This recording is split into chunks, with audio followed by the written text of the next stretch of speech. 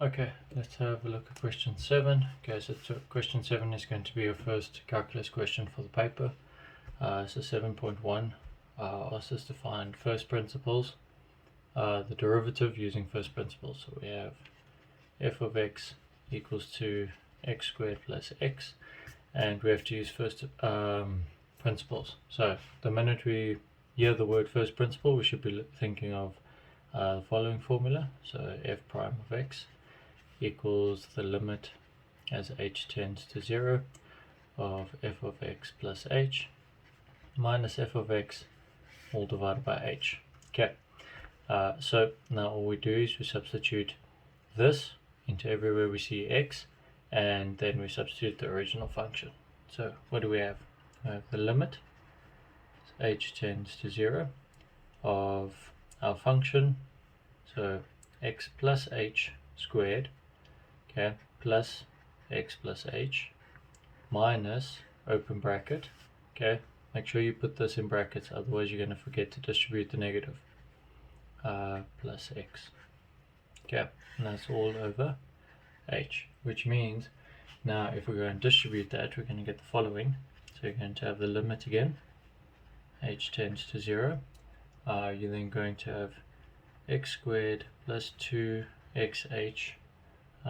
plus h squared, okay, so that's that bracket, then plus x plus h minus x squared minus x all divided by h. Okay, so don't forget you have to distribute this to both of them.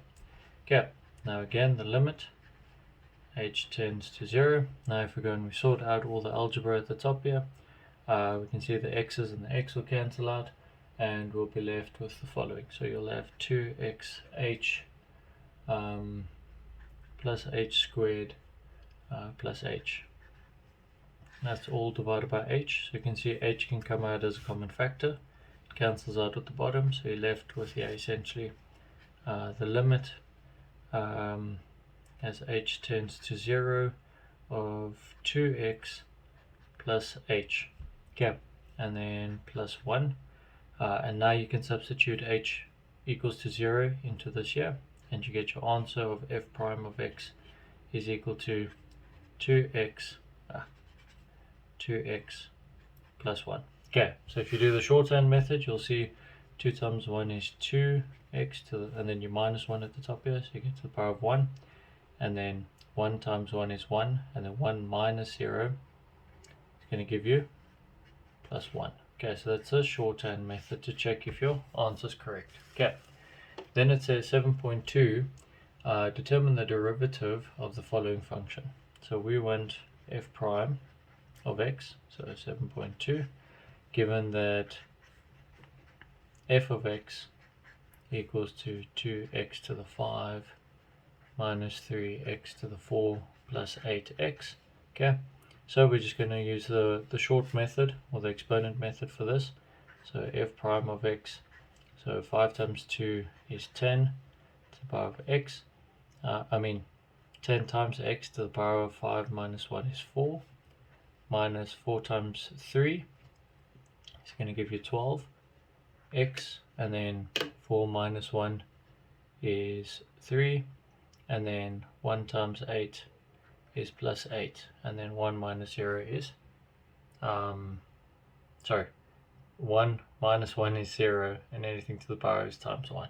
Okay, so that gives you the derivative for that function over there. Okay, then it says 7.3, okay, which equals ax cubed plus 3x squared plus bx plus c as a minimum gradient at the point -1 and -7, for which values of x will g be concave up. Okay, so quite an interesting question that they give you there. Now they tell you that we have a minimum gradient when x is, so a min gradient at -1, -7. So essentially what that's saying is the derivative, so if we look at that function, it's a cubic function. So it's going to look something like that. Okay, so we have a minimum gradient at this coordinate here. A minimum gradient is essentially a turning point. Okay, so we're looking at first derivative. So we're going to look for, g prime of x.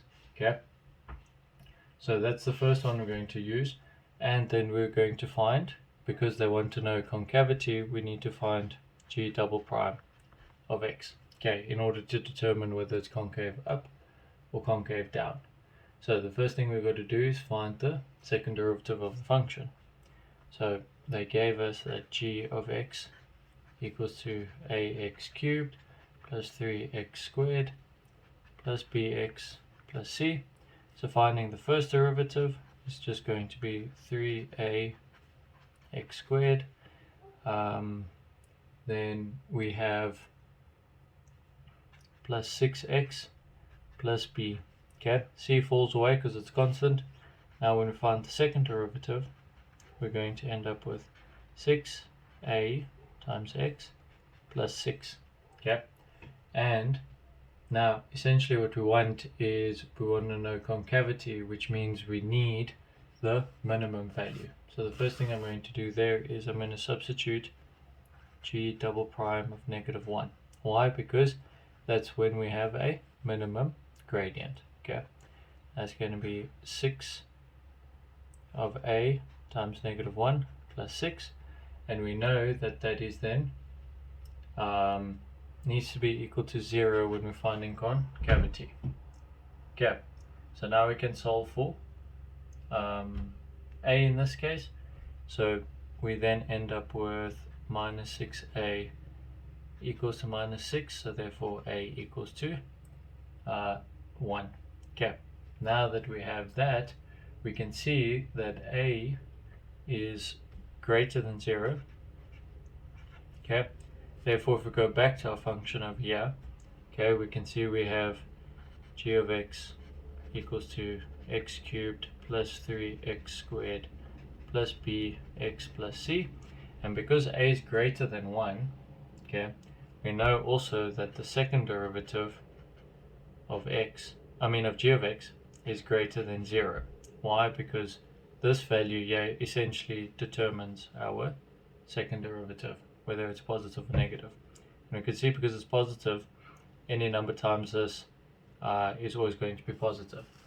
Okay, so essentially what we have there is the second derivative, which is 6x plus 6, is always greater than 0. So therefore we can find for those values, we can find that x is always going to be greater than -1. Okay, because remember the question asked for which values of x will g be concave up. Okay, so essentially we first had to solve for our a value to determine whether or what kind of function we're looking at.